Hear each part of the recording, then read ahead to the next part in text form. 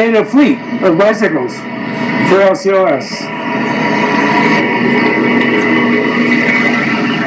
It's the Linac, which is a linear accelerator, Coherent Light Source.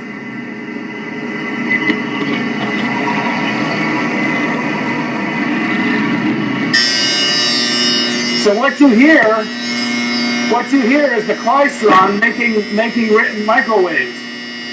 And if you look down there, you'll see 2 miles.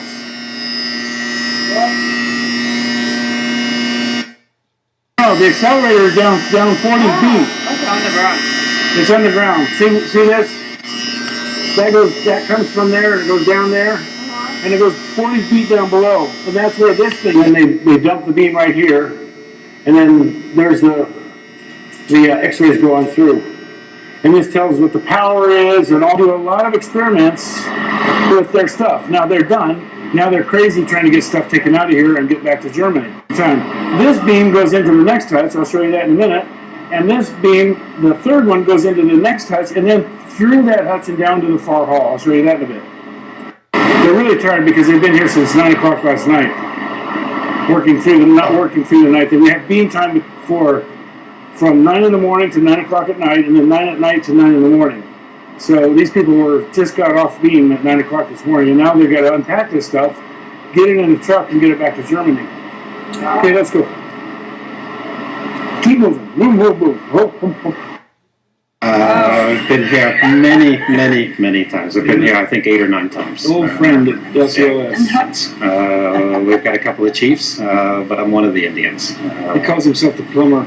Yeah, so that's what I do. I pump things, and if something clogs up, it's my job to get it going again. So that's my official position. I'm Bob the plumber.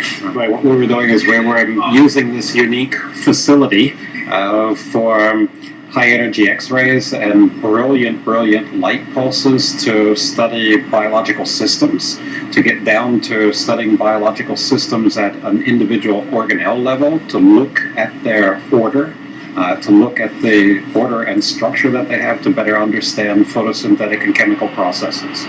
This involves taking solutions of a very high concentration of suspension, pumping them into a vacuum, putting up with loud noises in the background, and getting these samples into a high vacuum and intersecting them with a pulse of light that is a few tens of a millionth of a billionth of a second long, which is a very short time that gives you an incredibly sharp photograph because they can't move very much during that time.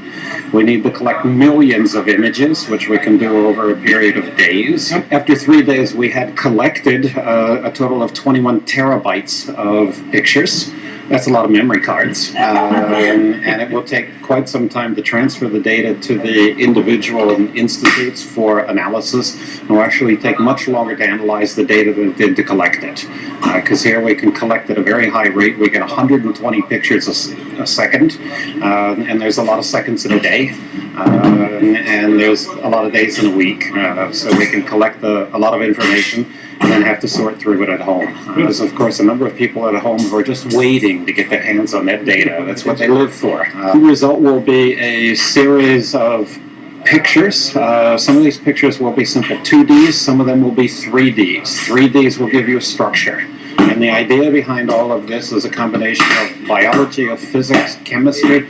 When you know a structure, the chances that you would be able to learn more about a function are very high.